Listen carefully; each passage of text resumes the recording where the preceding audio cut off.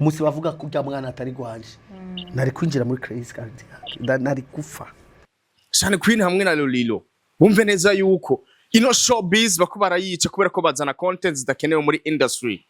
bro ikintu cyambere utazokinisha ntuzukinisha umwana we wavyaye ntuzukinisha umwana we wavyaye kuko umwana ejo ashobora kuba president cyangwa agashobora kuba minister cyangwa akavamo ikindi kintu bro siko ntukinishe n'umutima nivyo bashani Queen na Lolilo baraciye mu bintazi tuvyemeranye baraciye mu buzima bubi umwe yari umuslay uwundi yarakesha bro twese turafise ama depression bro turifite ibibazo vyacu none bona umugenzi ufise yatwaye inda w'umukobwa nabeshe acaza kuri social media ariko kubera ngo ariko bajya nabo barazwi kumenywa ni kimwe siko kumenywa ni kimwe hari ibintu rero wewe nyene uvyikoreye biza kumenyekana ubura muri industry dufate yuko atabantu batewe amada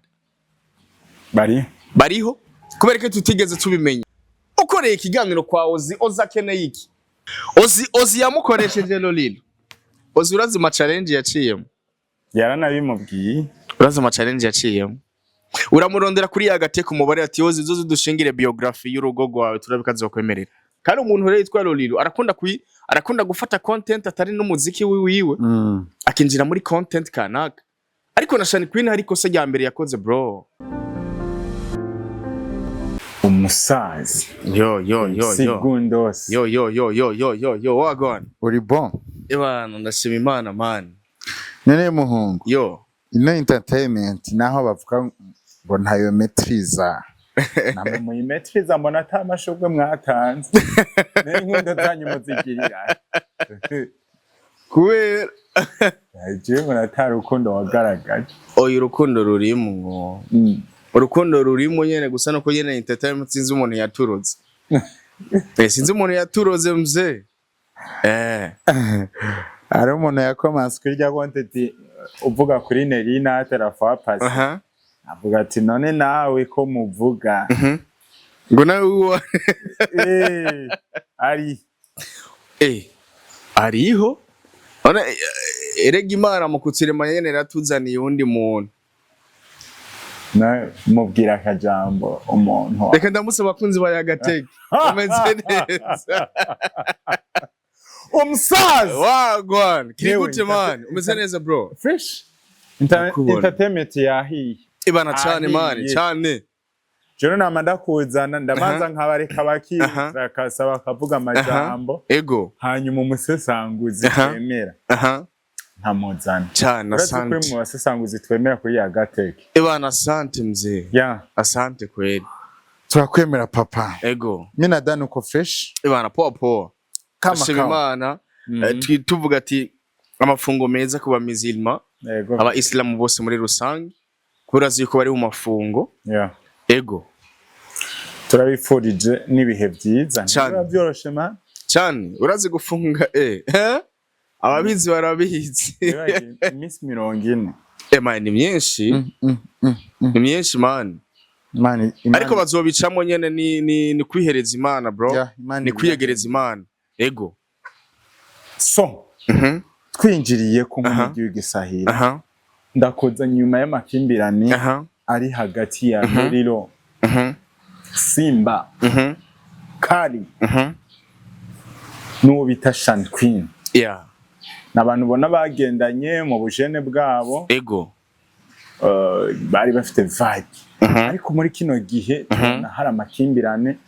abyutse inyuma yo kumenyekana k'umwana wabo babivuga kuko baguma babigaruka ko ego yatwaye inda cyane umwati indero narayimuhaye nyina niwe yayimwaye umwana wabo Rahma kandi n'umwana mwiza nakugushoga nawe oya n'umwana mwiza man umuntu ari mwiza narakimwe isiko ego so wewe nko musisanguje mbega byatanguye ryari ibintu ubona bizohezwa n'iki aho bigeze nuhe muco wota urazi hari ikintu ngira mvuge bano bantu bambabarire cyane urazi izi depression ko baragira canke zino ngorane ko barazana muri showbiz urazi mbega yuko bino bintu mbega yuko birica showbiz y'u Burundi gute kuko bino bintu ini depression canke ni ingorane zo mu miryango bro, siko ni ingorane zo mu ngo, si ingorane za industry, siko naho zabaye ko ku bantu tuzi muri industry ariko siko byari bikwiye. Bano bantu ariko kuzana ukuri rero kuzana ukuri ko kuravugwa niki nerihe niki gituma ariko ndakubara neza yuko bano bantu ari babiri cyane Queen hamwe na Lolilo bumve neza yuko ino showbiz bakubara yica kubera ko bazana content zidakenewe muri industry, siko bro twese twifitiye ibibazo mu miryango yacu man, siko twifitiye ibibazo mu miryango yacu, si ngombwa yuko tubizanamo kuko hari gihe usanga hari n'undi muntu kanaka afise ikibazo gisumba iyi challenge yo kubaracamo Lolilo na cyane Queen, siko ariko kubera ko bobo bakuze canke bakuze bari muri industry,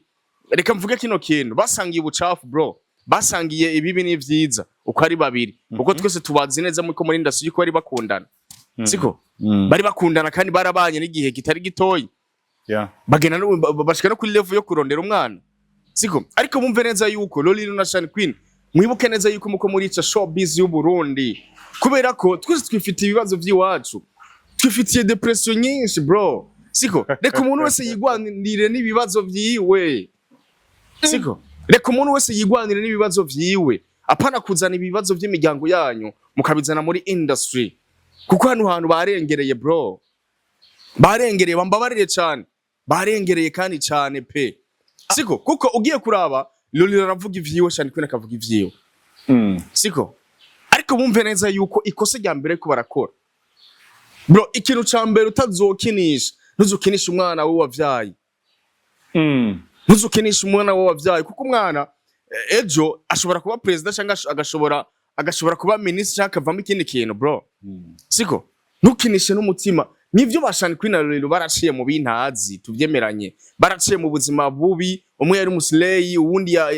yarakesha bro, siko ariko ndibaze neza yuko n'uwo mwana mukumurondera nivyari biciye no mu mategeko n'ivyamenye nyene byo kuvuga iki byo kwikinga ku ruhande, siko ariko bumve neza yuko ibintu byose ariko barakora muri industry bariko baragenda kuri social media bavuga amayamuhe amajambo menshi, bibuke neza yuko umwana wabo angana gute, umwana wabo afise umutima ungana gute, uwo mutima wabo wafise si umwana wabo afise, ati rero bishobora kumukwegera no kwiyahura ujya mwana bro, siko ugiye kumviriza Lolilo ibintu yaravuze ati jewe naka naramurondeye yambara yuko mama ukuntu kuyambara yuko atari papa, ariko dusubije amaso inyuma urazi neza yuko Shane Queen yavuze ati yuko ngo mwana ngo ari wa Safe ni inde petit frère wandi wa Lolilo, siko ariko bumve neza yuko ibuka ati ujya mwana muko murabikorera Shane Queen ni depression wafise, bano bantu barazimye bro, inyenyeri yabo yarazimye, siko inyenyeri yabo yarazimye tuvyemeranye. Ubu Shane Queen yosohora umuziki ukavoma, Lolilo yosohora umuziki ukavoma kubera iki new generation babazimije bro, siko ariko rero bako binjira muri izi content bumve neza yuko bariko barakinisha imitima y'abantu, siko babereka kumengo n'abana beza, baberekana kumengo umwe avuga ikunda akavuga iki kumengo bo babashigikira, ariko bahagarare ku mwana wabo kuko abantu bose barazi yuko ari umwana wa Shane Queen kandi akongera ko ari umwana wa Lolilo, siko ariko bumve neza yuko bako bakinisha amaranga mutima y'umwana wabo, imitima bo bafise kuko bajye baciye mu bucafu bwinshi man. Ariko Lolilo yaraje arasigura aravuga ngo jewe umwana nagerageje kumukura mu biganza vya nyina wiwe kuko nta kuntu wombwira ko umwana yogira indero gihabona mama wiwe arara muri boîte, nanje kwera ivyo bintu nabone ko ntashaka ko bigeramwo umwana naramumwatse mama wara none Lolilo kumba yarasiguye ico kintu nikosa oye yabisiguye neza siko ariko kuri social media niho hantu ho kwisigurira, turi muri eglise ho kuzana ibintu by'imiryango, rega twikeneye content bro, dukeneye dufungure mali turonke viewers, ndagutumira mu kazi ukaropoka ukavuga ibintu by'imiryango, ariko menye neza yuko ari abantu bashaka kora gukurikirana amakuru n'ubwenge siko kandi bifitiye depression nini ya kukuruta, siko bino bintu vya Lolilo na Shane Queen sinibaze neza yuko bari kubizana kuri social media kuko ni ibintu by'imiryango bitandukanye n'ubundi buzima. Ejo bazotubare yuko twabavugiye ibintu hama baturondeze igipolisi badufungisha ngo twabinjire mu miryango ari bo nyene batabika ibanga. Ikintu gira mvuge bro industry canke showbiz irashobora kukwicira kazoza ati kubera iki iyo udakontroye showbiz yiwawe success yiwawe umenye neza yuko irakurimbura hamwe batse to kwibagira gushika ino saha twarabibagiye bajya abantu siko ariko kubera bako binjira kuri iyi content ariko bahagarare ku mwana wabo basangi hagara ku mwana wabo umwana wabo bimeze gute arafise uwo mutima wa Shan Queen arafise umutima wa Lolilo kubera bo basangiye ubucafu bro baciye mu bindi bintu bigiye bitandukanye hariho abavuga ngo nivyo bakoze biriko birabagaruka niki gituma ariko ndakubarira yuko ibintu bo baraciyemo muri ubwo bucafu canke ibintu bo baraciyemwo mu kugira basangira ibintu vy'ibintazi siko uyu mwana wabo aracafise umutima woroshe cyane bro siko aracafise umutima woroshe cyo kimwe n'abajya abandi bantu n'abajya abandi bavyeyi biyo babiri ivyo bintu byo kuzana kuri social media ngo kunuku ngo Lolilo man je bantu bro industry kubera iki bameze uko je abantu bantangaza mushaka yutse tuzoze turazana ama vie privé yacu kuri industry muri social media ariko gundos ibintu byari bigeze aho biboneka nawe biboneka gute yatwaye inda biboneka gute bace babihora batanguye kwisesangura babivuga yuko umwana yamaze gutwara inda nico none niwe wa mbere atwaye inda mu gihugu cyacu Burundi siwe wa mbere man ariko kubera ko abavyeyi biwe baze bariyumvira bro Shan Queen na Lolilo bicare batekereze bino bintu vya social media hari ibintu bro umurongo utarenga nivyo umwana wabo nimba yaratwaye inda ariko abavyeyi babo siho hari hageze yuko babizana kuri social media ahubwo n'ikintu bashobora kwicara behind bakayaga bro twese turafise ama depression bro turifite ibibazo vyacu none bona mugenzi ufise yatwaye inda w'umukobwa nabeshe acaza kuri social media ariko kubera ngo ariko bajya nabo barazwi kumenywa ni kimwe siko kumenywa ni kimwe hari ibintu rero wewe nyene uvyikoreye biza kumenyekana ubura muri industry dufate yuko atabantu batewe amada bariho kubera ko tutigeze tubimenya nico gitubone ko nakubara neza yuko bivana n'abavyeyi biwe Lolilo na Shan Queen mentalite zabo bro baze barara bati hari umurongo tudashobora kurenga ukoreye ikiganiro kwa oza keneye iki nakeneye viewers iyo content yiwawe akeneye iki ababira bano bantu ure depression reba bafise kubera baranazimye baciye bafatira kuri iyi content kugira nyine basirikire kandi umuntu rero yitwa Lolilo arakunda gufata content atari n'umuziki wiwe akinjira muri content kanaka ariko na Shan Queen hariko se rya mbere yakoze bro ibintu vyo kugenda kuvuga kuri social media ngo umwana si wa Lolilo iki niki ariko man duhaye makuru rero yabivuze ryari man nta ujya urumva first time boy nta ujya urumva na Lolilo ariko arabaza amajambo mukombozi akavuga ati nivyo je ndavyemeza ati yarabikubariye ko atari umwana wiwawe ahubwo ari umwana wa petit frère wiwawe yitwa Sefu arico kintu Lolilo camukomerekeje cyane aravuga ati umwana nareze umwana nzi imyaka n'imyaka siko ariko bumve neza yuko bako baratwicira showbiz bino ko barazana muri industry abantu benshi bifitiye ingorane zabo ingorane nyinshi kandi cyane siko baze barareka kugereranya bino bintu vya showbiz n'ibintu vy'imiryango bro ubucafu baciyemwo Lolilo na Shan Queen bareke kubwigereza umwana wabo kuko ntazo resist umwana nta mutima afise nk'uwa Shan Queen je wari umusi duva gukorana ikiganiro na Lolilo ndaheze ndamubaza ibintu byinshi bigiye tsanzwe ico kiganiro twagikoranye no mu modoka yaragiye kwisamiriza isoko FM ndamubaza amajambo Lolilo mugabo ndabona neza yuko Lolilo agomba kumisha ikintu kanaka ariko ndavuga ati hari impamvu kanaka Lolilo karabikwepa wamubajije ikintu matama namubajije byinshi namubaza ati Rahma arakomera mbara atameze neza ati mbega mureheruka kubona nambara ati nukuri ndamuheruka kera ati kubera ko nanje iyo ndamukeneye niba namuma siko iyo ndamukeneye niba namuma kandi ko iyo duhuriye n'ahantu Rahma nakindana ndamutsa kandi ari papa wiwe ati Rahma nakindamutsa kandi ari papa wiwe urumva ibyo byose ni ibintu bibatera depression bano bantu rero urazi n'ingorane ya mbere isiba baraza bakigaramika cyane kuri social media bavuga imiryango yabo siko ukungene bimeze bakaca bahura n'ababasaze muri commentaire hari umuntu mani muri commentaire ashobora kuza ngaho direct akakwandikira commentaire nawe nyene ugacangana ikigwa reka depression ikakigufatira mu rugo siko we depression ikakigufatira mu rugo kubera ubonye commentaire y'umuntu